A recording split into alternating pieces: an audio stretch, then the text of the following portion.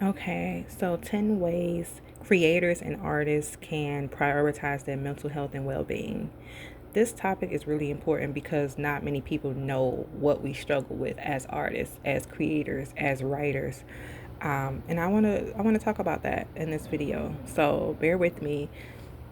Take notes if you are doing yoga too as you're watching this. Then that's great as well. But one key thing people need to know about artists and creators is that their work often comes from a deeply personal and emotional place, which can make them more vulnerable to mental health struggles. Let me say it again because I want to include myself in this case. I too am an artist and I've dealt with some things on my own too. So, one thing people need to know about us as artists, as creators, as writers is that our work often comes from a deeply personal and emotional place, which can make us more vulnerable to mental health struggles. The pressure to constantly produce, face criticism, and navigate financial instability can exasperate. Is that how you say that word? Exacerbate, whatever. Okay, you got the point. Issues like anxiety, depression, and burnout. Understanding that creativity is both a gift and a challenge, and offering support rather than judgment can make a significant difference in our well being. But so many people are so critical of us that it sends us into a downward spiral. However, we have to monitor how much we are allowing to our five senses. So, before I jump to that, it's important for artists, creatives, and writers that we have and make sure to be doing activities that promote wellness, clarity, and fun in order to not remain in our heads or keep reliving moments that made us create the melancholy and the not so happy pieces. All right. So, the 10 ways creators and artists can prioritize their mental health uh, goes as follows. One, set boundaries, saying no, designating uninterrupted time for rest and activities unrelated to your craft. Because I know some of y'all will go ahead and do your craft. That does not always give you rest. Have a cutoff time for your 9 to 5. Have a cutoff time for when you're creating your pieces. It can be draining sometimes. So set boundaries for yourself and for others. Two, practice self care on a regular basis, such as meditation, exercise, healthy eating, yoga, as you see I'm doing here in the video, jogging, and get enough sleep. So many artists do not get enough sleep. We are definitely about that late night life. Not me. I need my sleep, especially, having a baby. Number three, stay connected. Have a couple of people who you can rely on for encouragement, for advice, and to share experiences. And also people who are going to tell you the truth, because you don't need someone who's going to be your yes man. You don't need someone who in your corner who's going to only tell you that you're right about everything. You need perspective. So have those particular people in place and receive that information from them and make some changes. All right. Four, pursue other hobbies. Explore outside of typical creative work for balance and to reduce stress. Like I said, sometimes our work can be stressful, emotional, and can be a mental wear down on us. So if we find activities outside of what we normally do, it can give us a release. For example, I started learning how to play how to play the guitar, and you know what? I'm actually liking the process, even though it's difficult. I like it so far. And in addition to guitar, I want to test out some other hobbies that I know will help me to reduce some stress as well.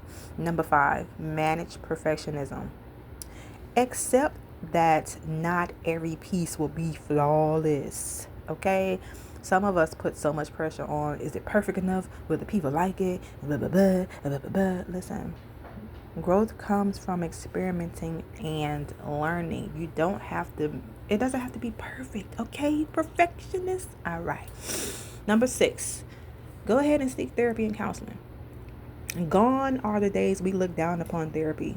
Regular check ins can help process emotions, manage stress, and navigate challenges, which many of us shy away from and just pour into our work. which can only help so much. So it's okay to seek therapy and counseling. Don't listen to nobody else. Go get you some help.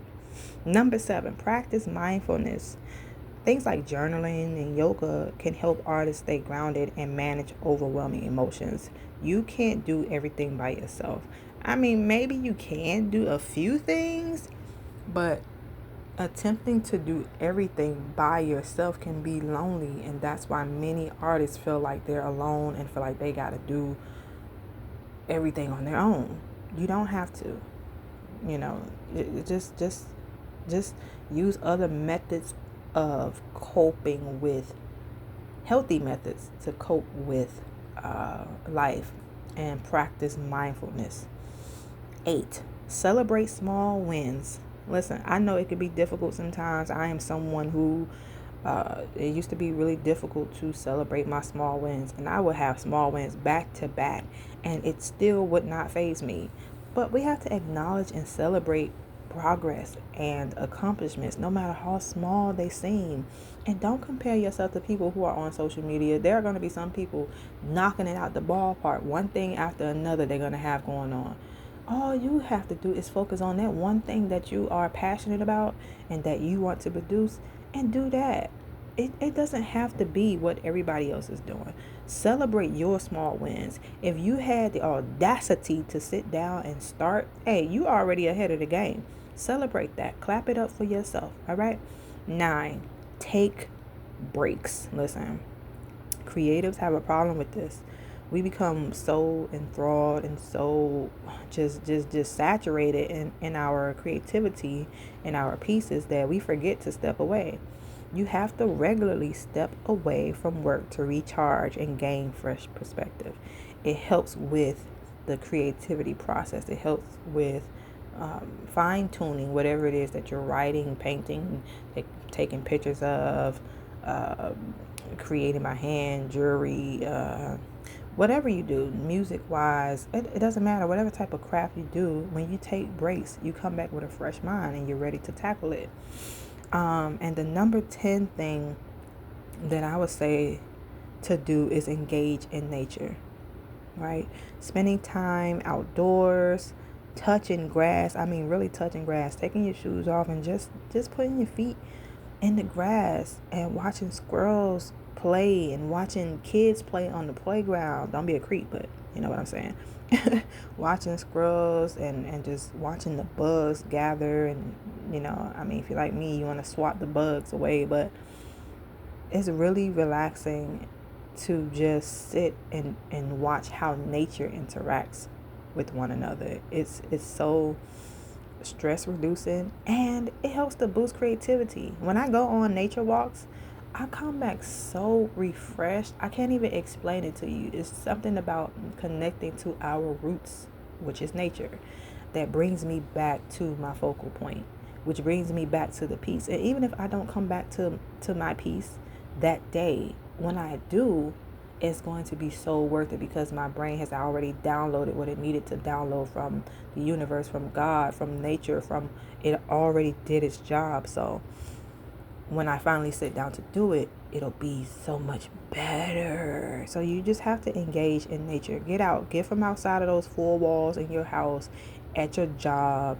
Get out, get from outside of the car. You just have to engage with nature. Even those of you who say you don't like to sweat, those of you who are afraid of bugs, those of you who just are afraid of the elements like me. I don't like wintertime. I do not like snow.